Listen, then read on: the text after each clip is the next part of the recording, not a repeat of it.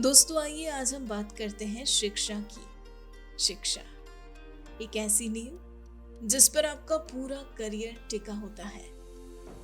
जी हाँ, शिक्षा की महत्ता को समझना हम सभी के लिए बहुत आवश्यक है और समाज में शिक्षा को लेकर जागरूकता लाने के लिए अक्सर कई तरह के कार्यक्रम भी सरकार द्वारा चलाए जाते हैं।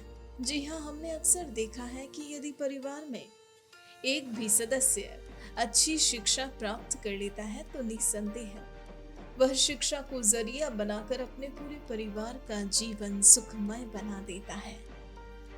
वहीं अगर हम शिक्षण पेशे को अपनाते हैं तो हम दूसरों को शिक्षित करने में भी अपना बहुत अच्छा योगदान दे सकते हैं। तो इस तरह अच्छी शिक्षा प्राप्त करना और शिक्षण क्षेत्र में प्रवेश कर आगे बढ़ना दोनों ही हमारे लिए बहुत लाभदायक है। और यही सब बताने के लिए आज हमारे बीच मौजूद है डॉक्टर भावना अधिकारी जी, जो आपके साथ साझा करेंगी अपने अनुभव एवं विचार। दोस्तों, इनसे मुलाकात से पहले आइए इनके बारे में थोड़ा जान लें। आपको बता दें, यह उदयपुर स्थित सर पदमपत सिंघानिया यूनिवर्सिटी की एकेडमिक हेड और डीन है और इस क्षेत्र में विगत कई वर्षों से कार्यरत है। ये मूल रूप से उत्तराखंड की रहने वाली है। आर्मी बैकग्राउंड से होने के नाते ये एक बहुत ही अनुशासित माहौल में पली बड़ी। दोस्तों, इन्होंने आगे जाकर शिक्षण पेशे को अपनाया और इसी में अपना संपूर्ण जीवन समर्पित कर दिया। दोस्तों, इनकी नजर में शिक्षा के मायने बहुत गहरे हैं। जी हाँ, इनके मुताबिक शिक्षा का अर्थ केवल ज्ञान प्राप्त करना नहीं है, बल्कि यहाँ आप अपनी स्कूल लाइफ, कॉलेज लाइफ, अपने फ्रेंड्स, इंटर्नशिप, इंडस्ट्री लर्निंग सब कुछ अनुभव करते हैं। तो शिक्षा का अगर हम सही उपयोग करें तो यह निश्चित ही हमारे जीवन को संवार सकती है और यह डॉक्टर भावना अधिकारी ने खुद अनुभव किया है। दोस्तों, ये जब शिक्षण पेशे से जुड़ी तो इन्होंने अपना ज्ञान दूसरों के साथ बांटा और इस तरह ये खुद को भी आगे बढ़ाती रही। इन्होंने अपने पेरेंट्स से इंटीग्रिटी, ऑनेस्टी एंड सिंसियरिटी जैसे गुणों को ग्रहण किया और इन्हीं सारे गुणों को अपने अंदर समाहित कर ये निरंतर आगे बढ़ रही है और समाज को आगे बढ़ाने की दिशा में अपना योगदान दे रही है। तो आइए अब इनके अनुभवों के बारे में और विस्तार से जानने के लिए हम सीधा इन्हीं से मुलाकात करते हैं और सुनते हैं पूरी कहानी इनकी अपनी जुबानी। My name is Bhavana Adhikari. By profession, I am an academic. I am a professor at a university and I am the Dean Academics at Sir Padampat Singhania University, Udaipur. I'm also a mother, a wife, a friend, a daughter, and these are the various roles which I play. My family comprises of my husband and my two grown-up kids. Daughter is an economist who's in Ireland. She's working with Central Bank of Ireland. And my son is in the Indian Army. He's a captain posted at Jalandhar. I come from an army background. My mother was in the army for 30 years. My father was also in the army for 35 years. My husband's in the army. My father-in-law, my sister-in-law, my brother, they all come from a defense background. So I have a lot of army instilled in me. It's surprising how I landed up outside the army. Right from childhood, like I said, I belong to an army background. I've seen my parents, I've seen my mother working, I've seen my father working, and we have led a very disciplined life. My mother's a doctor, and I saw her influencing a lot of lives. And I always wanted to probably follow her footsteps. Every daughter wants to become like a mother. So I too wanted to be like my mother and influence a lot of lives. Unfortunately, doctor was probably a profession which God had not destined for me. So I landed up in another noble profession, which was education. Here also, I I'm able to touch a lot of lives. And the advantage of this profession is that I'm as young as my students are, So it's a profession where I always remain young. I am in touch with the latest. It helped me bring up my own children because the generation gap was never there. So probably my children also enjoyed their bringing up days, and we never shared a parent-child relationship. We always had a relationship of friends. So that's how I landed up in education, and probably if I had to live my life all over again, I would have again chosen this profession. One of the best decisions of my life. Who doesn't have challenges in life? But now when I look back at my life, I can actually laugh off all those challenges because now it seems it has been a cakewalk for me. But during the times when I was going through those difficult times, probably yes, I can count them as challenges. But then what helped me get through those challenges was family support. And believe me, if you have the support of your family, the support of your parents, the support of your spouse, the support of your children, I think no challenge is difficult. Let me quote something. Let me quote an anecdote. Like when I was doing my PhD, I remember my daughter was about 5 years old, and my son was 3 years old. My daughter was about 6 years old. Both of them were going to school, and I was doing my PhD that time. I would come home. They would come back from school, and I would leave the food in the microwave for them, and both of them could manage heating their own food, eating their own food. And they would also say that let mom sleep for half an hour. She's just home for half an hour. Let her sleep. We'll change our own clothes. We'll do our own thing. So that was the support I received from such small kids. And from my spouse. I mean, my husband was posted in the valley that time, in the insurgency area. And whenever he would come home, he would make sure that I have all the time to, devote to my research work. So it's been an all-inclusive kind of a thing. Everybody's support has seen me through my life. Everybody has role models, whether we accept it or not, whether we willingly accept it or not. But yes, we do have people we emulate in life, we want to be like in life. For me, my parents have been my role model. My father has taught me integrity. He has taught me honesty. He has taught me to be honest to myself and to people around me, to sincerity in my work.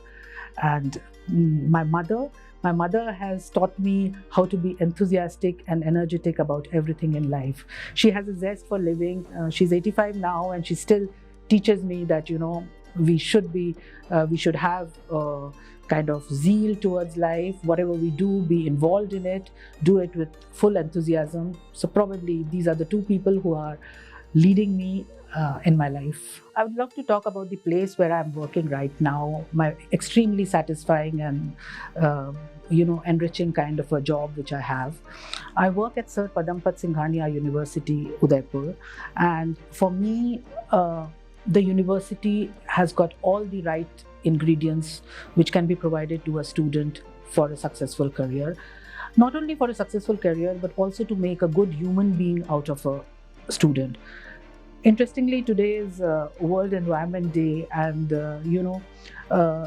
some of the values which we inculcate, one of the values which we importantly inculcate in our students is that of looking after our environment, sustainability. So such values, at Singhania we have industry integration, which is the need for education. We have human values, and of course the rigor and everything in the classroom, the pedagogy, the teaching learning processes, experiential learning for the students, practical exposure, giving the student choice and flexibility to choose from a plethora of subjects, not only from their own core discipline but from a number of other disciplines. So it's like a engineering student can dream of taking a course in design. He can think of a course in animation, maybe a course in photography. So basically a holistic development of the student. So I guess that's what education is all about in today's time. Not like the previous time when we were kids and we just had two options before us: either you become an engineer or a doctor. Today we talk about multiple options which students have, and our university, SPSU, is giving that all that to the students. It's been a debate for years whether leaders are born or whether leaders are made. I personally believe leaders are not born, leaders are made. I say so, and I say this with a lot of conviction, because I believe that it's the situation, it's your upbringing, the circumstances which finally make a leader out of you. The same person, born in the same family, one of them becomes a leader because he is subjected to such a situation, whereas the other may not become a leader. So I guess it's the circumstance which creates a leader, and not your genes. You may have certain qualities, you may have certain qualities of a leader in your genes, but eventually honing those qualities and bringing out those qualities, that's what your situation and circumstance does. So leaders are made. Success means different things to different people. Somebody may say that you've been a very successful mother because you brought up your children well. Well, I believe that is the children's achievement, that is their hard work that has seen them through. They've got what they have strived for, what they have worked hard for. Somebody may say you are a good teacher, you have lots of children, you have influenced a lot of children, you have helped children make careers. Well, there also I feel it's their destiny and their hard work which has seen them through there. I was just a facilitator helping them in their lives. Somebody may say you have written a book, or maybe you have risen to a certain position in your career. Well, these things happen as you move along. But what I feel true success to me is that I've been an honest and a sincere person. I've been able to lead a life of honesty so far, and whatever I do it with a lot of involvement, with a lot of sincerity, a lot of integrity, and that is something I have never compromised on. And if I can continue to do that till the last day of my life, I think that would be what success is to me. Education is basically the foundation on which your career is made, because all said and done, you need the basic qualification in a certain area wherever you are going. Otherwise, all these universities would have shut down by now if it was only based on experience. So definitely education is very important for the foundation, but along with education, it is the experience. But I won't say that, it's experience which is more important than education. Because now when I see the youngsters, the way they are handling technology, the way they are handling, I think the way they are, gathering information on the net, they may not have 20 years or 30 years of experience like me, but they are way beyond as far as handling of the new age technology, new age things are concerned. So I think experience is important, but not very important. Ironically, teaching is not a sought after profession. If you ask a youngster, as a child, if you ask a small child what you want to be, the child will say a teacher. But as the child grows up, I have yet to see a college student or a teenager say that I want to become a teacher. So it's indeed very ironical that teaching takes a back seat when it comes to a career opportunity. But let me tell you that teaching is one of the most fulfilling careers one can have. And who says, people say that there is no money in teaching. Well, if it's money you're looking for, there are a lot of other professions, but teaching is also not bad. It is enough to see you through. It is pretty satisfying. And have you noticed something, that when you are a teacher, or when you are a professor, or when you research, or when you are in an academic institute, it has a lot of advantage. The first one I've already mentioned, you are in touch with the youngsters, so you are forever young. You are in touch with the latest. You get a lot of energy. You don't burn out like you burn out in corporates. You're not working in pressure cookers like in corporate. You enjoy what you're doing. The second thing is, anything you do, you're doing it for yourself. Let's say I'm writing a research paper, or I'm reading an article to be taught in the class tomorrow, or I'm reading an article to share with my students tomorrow. So it's that I'm developing myself also simultaneously. Tell me one other profession where you perform a work, you do it for the organization, you do it for the company, you're not developing your own self. But here, whatever you do, you're intellectually stimulating yourself, you're intellectually developing yourself. I don't think any other profession gives you that. And of course, when you see your student doing well, when you see that your student is doing better than you, I think nothing else can give you more satisfaction than that. Basically, I belong to Uttarakhand, but I belong to an army family, but both the parents in the army. So the whole of India is mine. I've been changing schools every 2 years, and I have made new friends. I've visited new states, seen new cultures.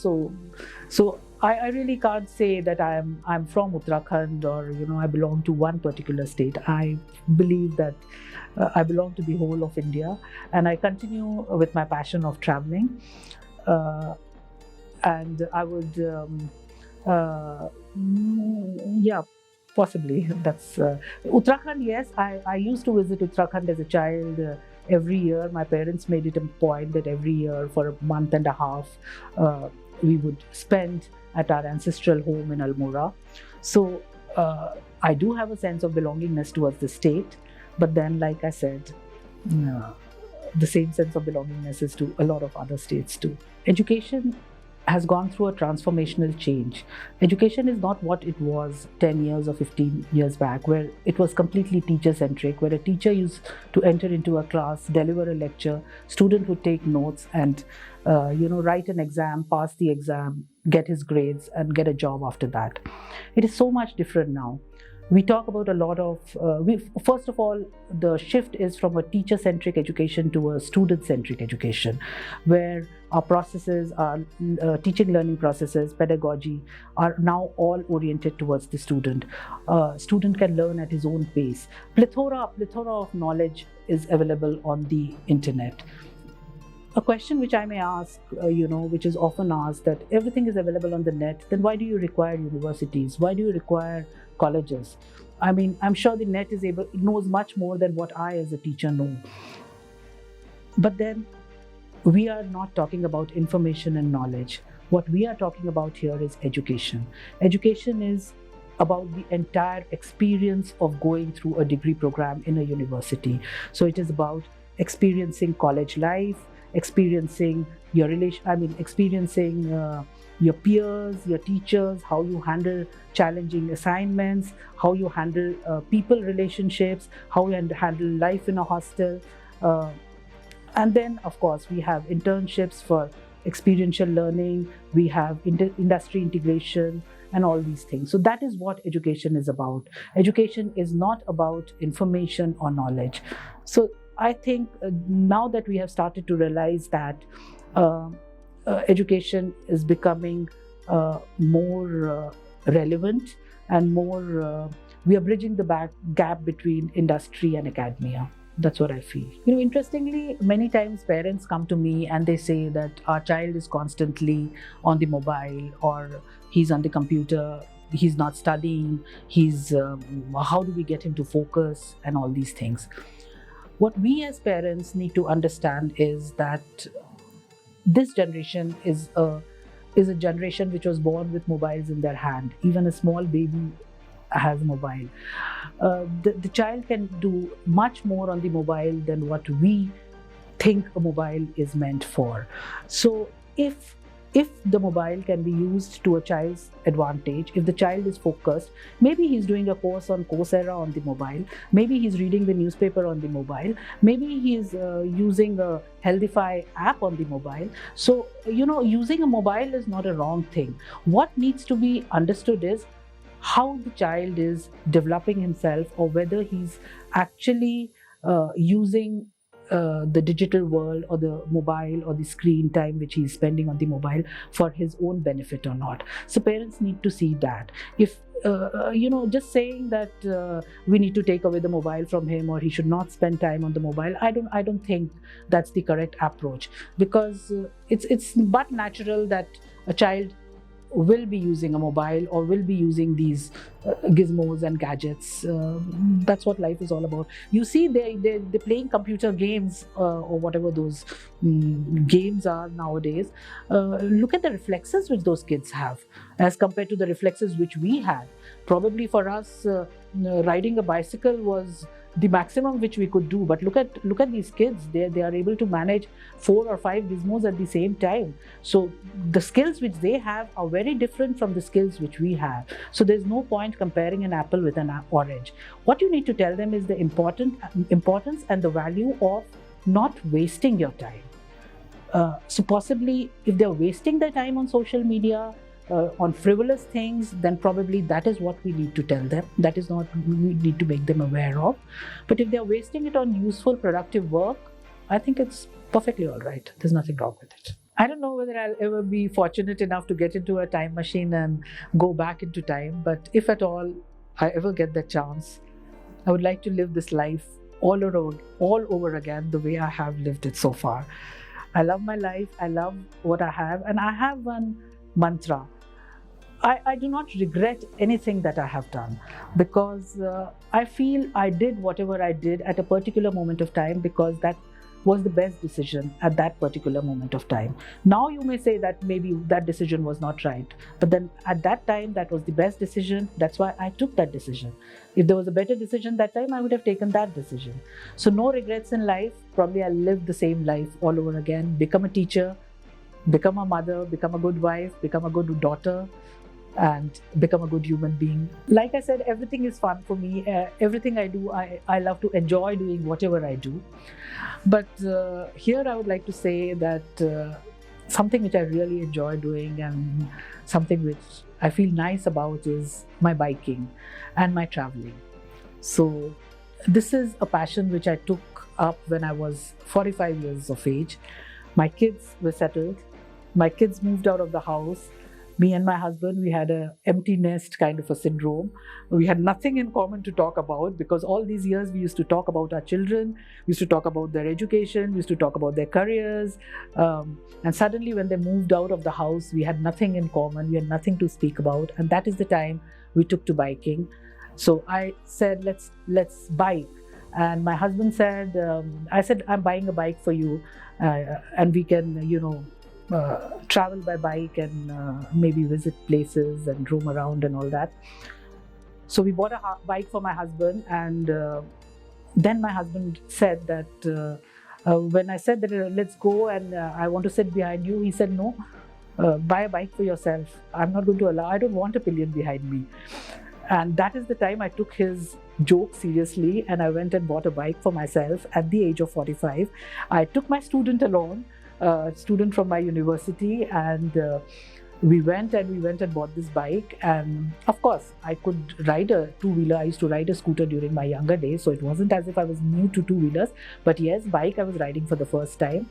And since my husband had a Bullet, so I also decided I would settle for nothing short of a Bullet, and I have a Thunderbird, and that's how our journey started. We do long distances on the bike. We do at least 2 or 3 trips. We have done whole of Rajasthan, whole of UP, Gujarat, Madhya Pradesh, Punjab. So we just take off for 10 days or 15 days. We are on the road, and I think it's mindful meditation, like I call it for me. By mindful meditation, while I'm on the bike, it's just me, my bike, and my thoughts. So it's really nice, and I'm able to focus on my own life, on retrospect, and think about things, nobody to bother me. It's beautiful. By giving you this example, what I would like to say is that it's never too late in life for anything. If you have a passion, if you have an unfulfilled dream, just get up and try and get started on that dream. I'm sure you'll love it, you'll enjoy it, and you'll be able to achieve it. I have a message for my students. This is something which I always like to tell my students. These are my favorite verses from Madhushala by Harivansh Rai Bachchan ji. At this stage, the students are so confused, the youth is so confused. In fact, even at this stage, we are also confused. At every age, we are confused. We do not know what to do. Right now, I am at a stage where I am also looking for a purpose in life, what to do. And of course, a young child also looks for a purpose. So this is a message for each one of us. Permit me, like I will recite these lines. मदिरा ले जाने को घर से चलता है पीने वाला, मदिरा ले जाने को घर से चलता है पीने वाला, किस पथ से जाऊं असमंजस में है वह भोला भाला। अलग अलग पथ बतलाते सब, अलग अलग पथ बतलाते सब, मैं तो यह बतलाता हूँ, राह पकड़ तू एक चला चल, पा जाएगा मधुशाला। All of you have been listening to my story, listening to whatever I've been saying. If you find it interesting, share it with your friends, share it with your family. Let's see, maybe one child may get inspired and my job on this earth is done. Thank you. दोस्तों, आज हमने जाना sir Padampat Singhania university की academic head और dean doctor भावना अधिकारी के अनुभवों के बारे में। ऐसी ही प्रेरक कहानियां रोजाना सुनने के लिए हमारा चैनल सब्सक्राइब करें और बेल आइकन जरूर दबाएं। साथ ही कहानी को लाइक, कमेंट और शेयर करना ना भूलें। अब आप भी बन जाइए भारत की प्रोफेशनल कम्युनिटी की आवाज और सुनाओ अपनी कहानी, बनाओ अपनी पहचान की इस मुहिम से जुड़कर अपने जीवन के अनुभवों, करियर यात्रा, अपने उत्पादों एवं सेवाओं के पीछे की वास्तविक कहानी से देशवासियों को प्रेरित करें और अपनी एक नई पहचान बनाएं। Tell your story, inspire and build your brand with the power of video. जय हिंद, जय भारत।